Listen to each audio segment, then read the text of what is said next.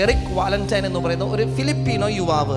ഇദ്ദേഹം കോളേജിൽ പഠിക്കുന്ന സമയത്ത് പഠനത്തില്, ആർട്സില്, സ്പോർട്സില് ഒക്കെ അറിയപ്പെടുന്ന നല്ല കഴിവുകളുള്ള ഒരു ചെറുപ്പക്കാരൻ. അങ്ങനെ കോളേജിൽ പഠിക്കുന്ന സമയത്ത് ഈ ചെറുപ്പക്കാരന് ബോൺ ക്യാൻസർ പിടിപെട്ടു. അദ്ദേഹത്തിന്റെ ഒരു കാല് മുറിച്ചു കളഞ്ഞു. എന്നിട്ട് വെപ്പുകാല് വെച്ചുകൊണ്ടാണ് പിന്നീട് ഇവൻ കോളേജിലേക്ക് വരുന്നത്. ഇവന്റെ സുഹൃത്തുക്കളൊക്കെ പറഞ്ഞു ഇനി ഇവൻ ജീവിതത്തിൽ രക്ഷപ്പെടാൻ സാധ്യതയില്ല, കാരണം വലിയൊരു നിരാശ ഇവനെ കയറി പിടിക്കും. അതുകൊണ്ട് അവന്റെ ജീവിതം തളർന്നു എന്ന് കൂട്ടുകാര് വിധി എഴുതിയപ്പോ വെപ്പുകാലം വെച്ചുകൊണ്ട് ഈ ബോൺ ക്യാൻസർ പിടിപെട്ട ചെറുപ്പക്കാരൻ കോളേജിലേക്ക് കയറി വന്നു. എന്നിട്ട് അവന്റെ ടീഷർട്ടിൽ എഴുതി വെച്ചിരിക്കുന്നത് ഇങ്ങനെയാണ്: I will not allow my handicap to handicap me.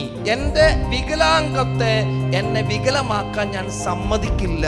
അങ്ങനെ ഇരിക്കുന്ന സമയത്താണ് ഇവൻ കേൾക്കുന്നത്, ഇവരുടെ ഒപ്പം ആ കാലഘട്ടത്തിൽ കോളേജിൽ പഠിക്കുന്ന ഒരു ചെറുപ്പക്കാരി, അവൾക്ക് ബ്രസ്റ്റ് ക്യാൻസർ വന്ന് അവളുടെ ഒരു ബ്രസ്റ്റ് റിമൂവ് ചെയ്തു. ഒരു കോളേജ് പെൺകുട്ടിയാ, അവളൊരു വലിയ പാട്ടുകാരിയൊക്കെയായിരുന്നു കോളേജില്. രോഗം വന്നോടുകൂടി അവള് വല്ലാണ്ട് അങ്ങോട്ട് അസ്വസ്ഥപ്പെട്ടു. അവള് മുറിക്കുള്ളില് അടച്ചിരിപ്പായി, ആരോടും മിണ്ടില്ല, ഭക്ഷണം കഴിക്കില്ല, ആകെ അസ്വസ്ഥപ്പെട്ട ഒരു ജീവിതം. ഇങ്ങനെ ഒരു പെൺകുട്ടി ഈ രോഗാവസ്ഥയില് എല്ലാവരിൽ നിന്നും അകന്ന് ഒറ്റപ്പെട്ട് ജീവിക്കുന്നുണ്ടെന്ന് ബോൺ ക്യാൻസർ വന്ന ഈ ചെറുപ്പക്കാരൻ അറിഞ്ഞിട്ട് ഈ വെപ്പുകാലം വെച്ചുകൊണ്ട് അവക്കിടെ വീട്ടിൽ ചെന്നു. ഇവനൊരു റോക്ക് മ്യൂസിക് ഇട്ടു. ഈ വെപ്പുകാലം വെച്ചുകൊണ്ട് നൃത്തം ചെയ്യാൻ തുടങ്ങി. ഒരാളോട് മിണ്ടാതെ, ഭക്ഷണം പോലും വേണ്ട രീതിയിൽ കഴിക്കാതെ മുറിക്കകത്ത് അടച്ചുപൂട്ടി ഒളിച്ചിരുന്ന പെൺകുട്ടി കുറെ നാള് കൂടി ഒന്ന് നന്നായിട്ട് ഉള്ളു തുറന്ന് ചിരിച്ചു.